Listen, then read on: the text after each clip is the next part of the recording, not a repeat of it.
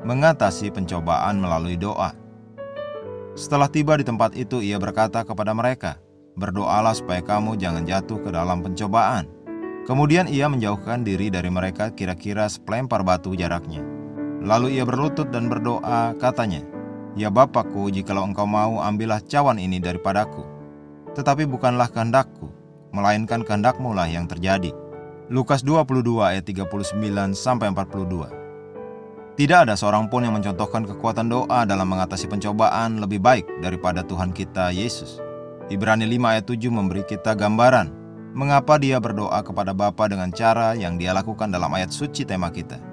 Dia, Yesus, menderita dari kengerian pemisahan dari cahaya hadirat Bapa. Perpisahan dari Bapa, itulah yang tidak pernah ingin dia alami bahkan untuk sesaat. Sebagai hasilnya dia berlutut dan berdoa. Dan ketika dia melakukannya, sesuatu yang luar biasa terjadi. Maka seorang malaikat dari langit menampakkan diri kepadanya untuk memberi kekuatan kepadanya. Lukas 22 ayat 43. Ayat ke-44 mengatakan, ia, Yesus, sangat ketakutan dan makin bersungguh-sungguh berdoa.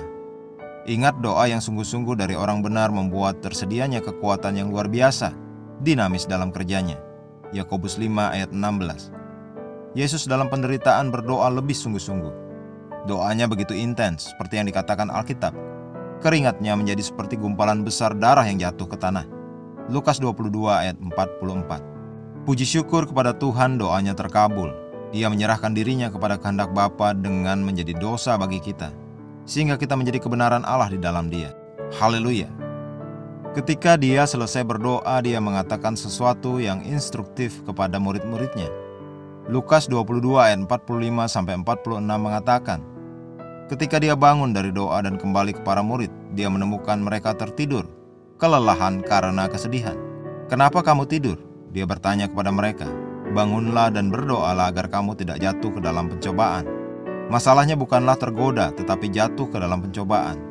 Yesus di sini menunjukkan kepada kita bahwa kita harus berdoa untuk menghindari jatuh ke dalam pencobaan. Ingat, dia akan mengalami kengerian karena dipisahkan dari Bapa dan harus bergumul dengan pencobaan untuk berkata, "Tidak, aku tidak melakukan ini." Dia tahu dia harus berdoa, karena dia sendiri mengajarkan bahwa manusia harus selalu berdoa dengan tidak jemu-jemu. Lukas 18 ayat 1. Seperti guru, serahkanlah dirimu untuk berdoa. Sebagai ganti doa, rohmu dikondisikan untuk membedakan dan berjalan dalam kehendak Allah yang sempurna.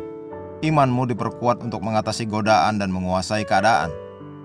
Engkau disegarkan dengan kekuatan roh untuk hidup berkemenangan setiap hari. Haleluya. Mari kita berdoa.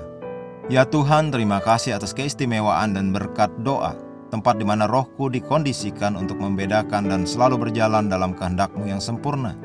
Dan imanku diperkuat untuk mengatasi godaan dan menguasai keadaan. Aku diperlengkapi dan dibentengi sepenuhnya, kuat di dalam Tuhan dan di dalam kekuatan kuasa-Nya, untuk menang dengan gemilang hari ini dan senantiasa. Amin.